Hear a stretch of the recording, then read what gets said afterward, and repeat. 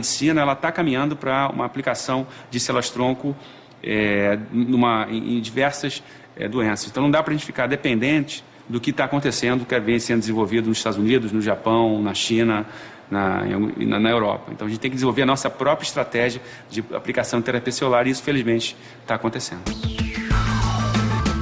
Centros de pesquisa no Brasil têm acompanhado o ritmo dessa nova era. E um dos resultados mais promissores aponta para a cura de casos de cegueira. Se regenerar músculos ou reverter uma lesão incapacitante ainda é uma realidade distante, na ciência dos olhos, testes com células-tronco já conseguiram reverter casos extremos de cegueira. Quando eu fui para a escola, só sentava bem na frente e ainda mesmo assim eu não conseguia ver. Eu enxergava pouco, só de perto. E enxergava embaçado. Depois dos 5 anos, foi passando os anos, foi piorando. Quando eu saía para os médicos, eu saía com os meus pais e eu não saía de casa, eu ficava dentro de casa. Marcicleide sofre de uma doença autoimune que fez com que seu corpo atacasse as células-tronco responsáveis pela manutenção natural da transparência de sua córnea. A gente compara a superfície da córnea e a função de célula-tronco com um canteiro de flores. A semente seria a célula-tronco, que vai estar sempre caindo, formando outra flor, vai estar sempre renovando, regenerando essas flores. Existem doenças que destroem essa área nobre da superfície do olho. E aí, essas células-tronco morrendo, você não tem essa regeneração e as células vizinhas que não são transparentes, elas cobrem a córnea e a pessoa perde a visão. Mas a ciência alcançou Marcicleide. Vamos lá, a primeira coluna, a primeira linha. O E para cima. E do lado? O E para o lado direito. Segunda linha. O E para o lado direito, para cima, para o lado esquerdo. Em 2009, os pesquisadores do Instituto da Visão da Universidade Federal de São Paulo desenvolveram uma técnica pioneira para recuperar a visão. E Marcicleide foi uma das primeiras pacientes a testá-la. Essa técnica, ela começa com a obtenção, uma pequena biópsia de células-tronco parecidas com as células-tronco da córnea, mas não são células de córnea, que a gente pega aqui no fundo do olho, coloca em cultura sobre uma membrana amniótica, sobre um pedacinho de placenta, em condições de cultura ideais para células de córnea, e aí essas células começam a crescer em cima dessa membrana. Uma nova cirurgia substitui então as células mortas pelas novas células.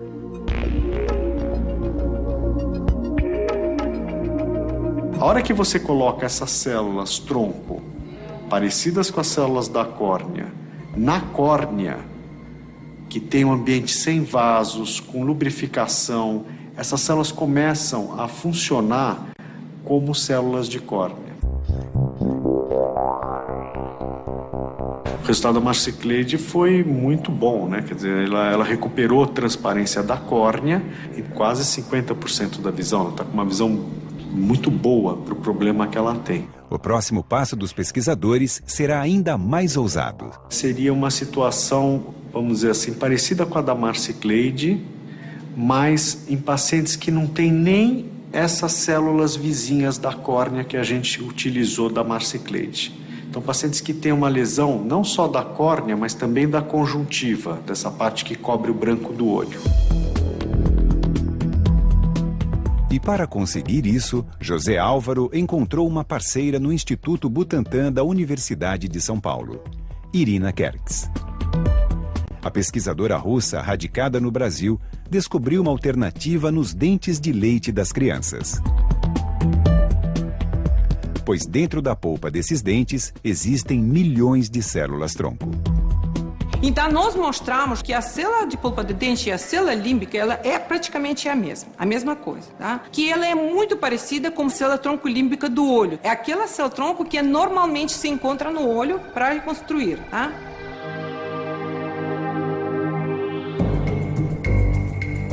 Esses foram os primeiros pacientes de Irina. Coelhos com lesões graves na córnea.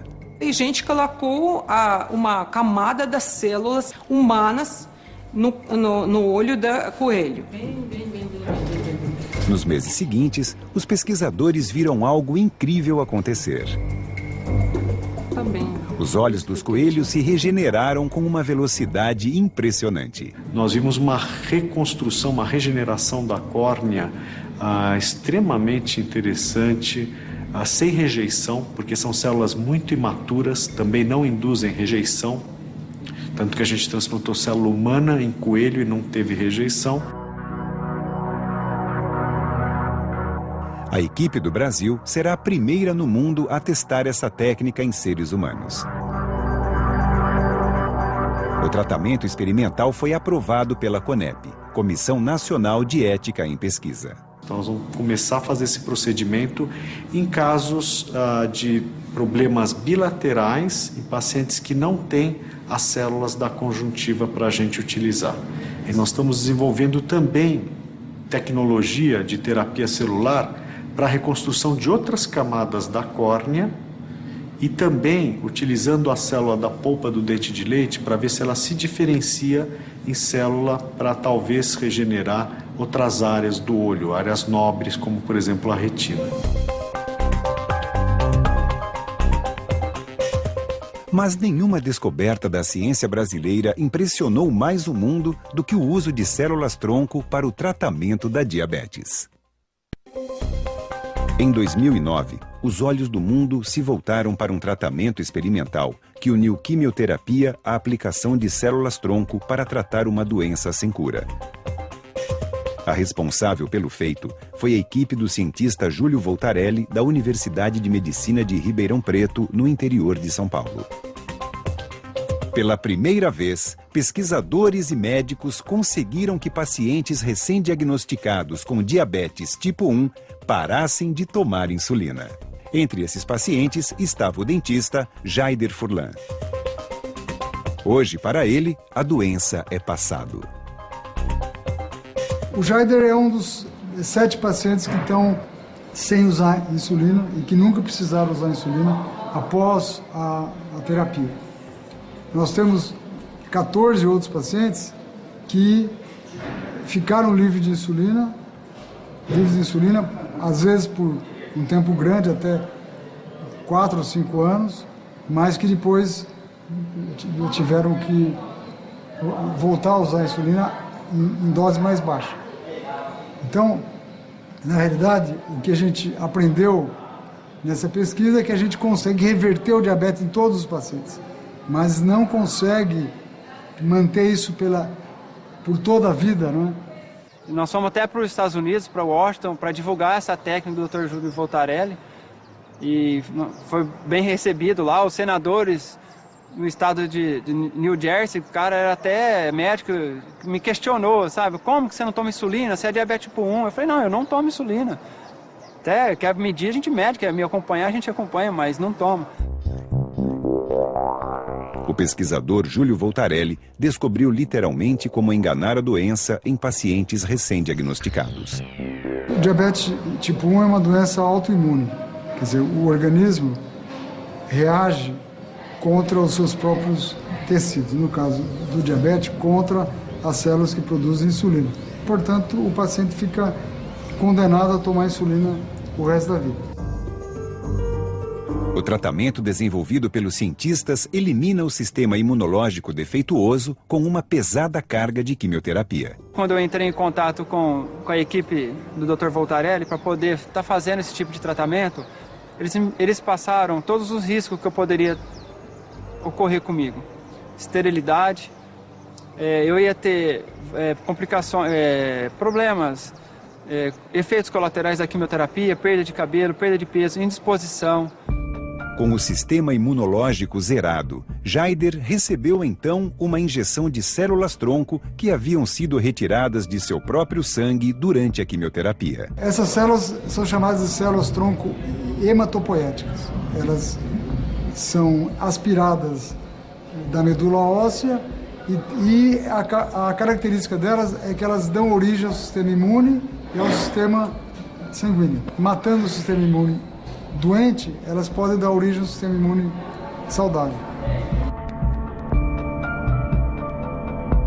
A última vez que eu tomei insulina foi no mês de julho de 2006. Foi na internação que eu tive para poder fazer o transplante. Durante o transplante eu já parei de tomar. Apesar dos riscos da quimioterapia, Jaider conseguiu realizar seu sonho. Aí a gente tinha um sonho de ter filho, né? Daí a gente tentou e nasceu a Júlia. Hoje ela está com 1 ano e 2 meses. Um sonho para nós e muito bom.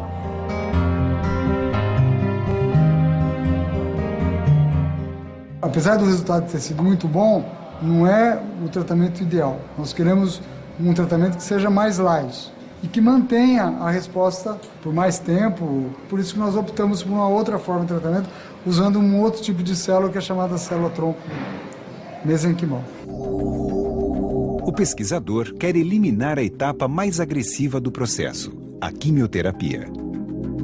A chave está em usar células-tronco da medula óssea de um paciente não diabético e cultivá-las em laboratório. Essas células-tronco são reinfundidas no paciente pela veia e a ideia é que essa célula vá, suprimir a resposta autoimune contra o pâncreas e, portanto, dispensar o uso de quimioterapia. A equipe do Dr. Voltarelli pode estar prestes a mudar a realidade de uma das doenças que mais cresce no planeta. E as pesquisas no mundo indicam que a ficção científica pode estar mais perto do que imaginamos.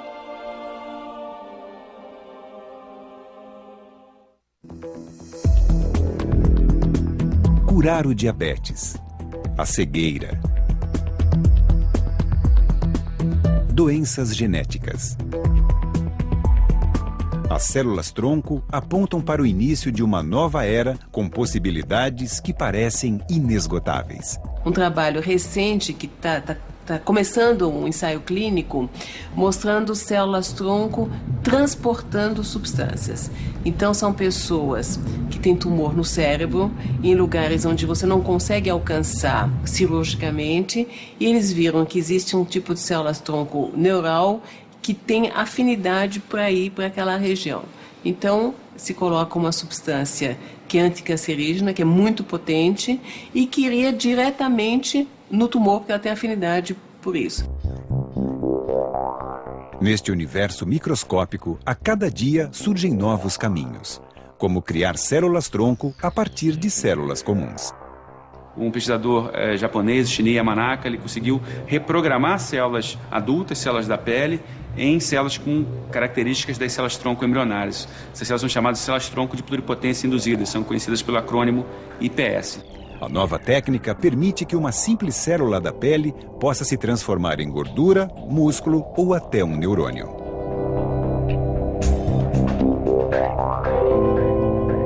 Mas para que as células pluripotentes sejam usadas em tratamentos, ainda existe um grande obstáculo. Para produzi-las, os cientistas precisam usar um vírus. Para fazer a reprogramação, você usa um vírus. E esse vírus ele se insere no genoma, no material genético daquela célula, em locais que não são previsíveis. Mas já há alguns pesquisadores que estão tentando não mais utilizar os vírus, mas utilizar estratégias que independam de vírus para que a reprogramação aconteça, por exemplo, a partir de proteínas. Se a ciência superar esse desafio, a revolução das células-tronco vai ganhar uma dimensão ainda mais ousada. A gente pode pensar em vários cenários, né? Um deles, que talvez seja o mais imediato, é você utilizar a célula-tronco não como uma peça de reposição, mas como uma peça de comparação com o indivíduo, com o paciente. Então você pode, por exemplo, pegar uma célula da pele desse paciente, reprogramar essa célula, transformar essa célula num neurônio e estudar, por exemplo, uma doença como esclerose lateral amiotrófica, esclerose múltipla Parkinson. Eu não posso tirar a amostra do cérebro da pessoa para ver o que está acontecendo, mas eu posso pegar uma célula dessa pessoa e derivar linhagens que correspondem às linhagens que existem naquela pessoa. E aí sim eu posso estudar melhor o que o gene está fazendo de errado, como corrigir, estratégias tanto de terapia gênica como drogas, né? Tentar agentes farmacológicos, né? E você vai estar, na verdade, tirando a informação de um paciente, levando para um outro contexto, que é o contexto do interior do corpo daquele paciente. Você tira da pele e transforma, por exemplo, num coração.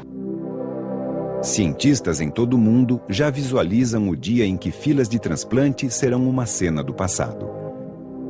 Então eu imagino, por exemplo, que no futuro, quando você precisar de um transplante de coração, o que você vai fazer? Tira o teu coração, mantém só o arcabouço, né? Põe um artificial por um tempinho, e aí você vai poder regenerar todos os tecidos do teu coração e reimplantar um coração praticamente novo, que nem um pneu recalchutado, né? E eu acho que a gente vai poder fazer isso com vários órgãos. Equipes nos Estados Unidos e na Europa já conseguem os primeiros resultados. A partir de células de origem animal, eles estão construindo em laboratório órgãos inteiros como um pulmão ou coração.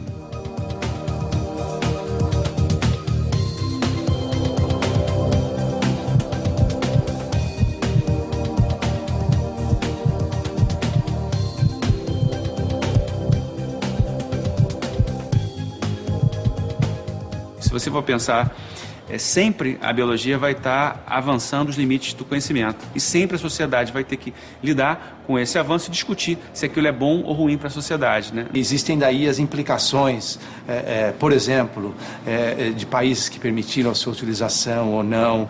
E esse é um problema que começa a envolver não só aspectos religiosos, mas também culturais. Eu acho que nós estamos vivendo um momento que talvez tenha uma semelhança, guarde alguma lembrança com o que foi o aparecimento dos antibióticos na primeira metade do século XX. Talvez, daqui a alguns anos, a morte seja equivalente, por exemplo, a uma doença.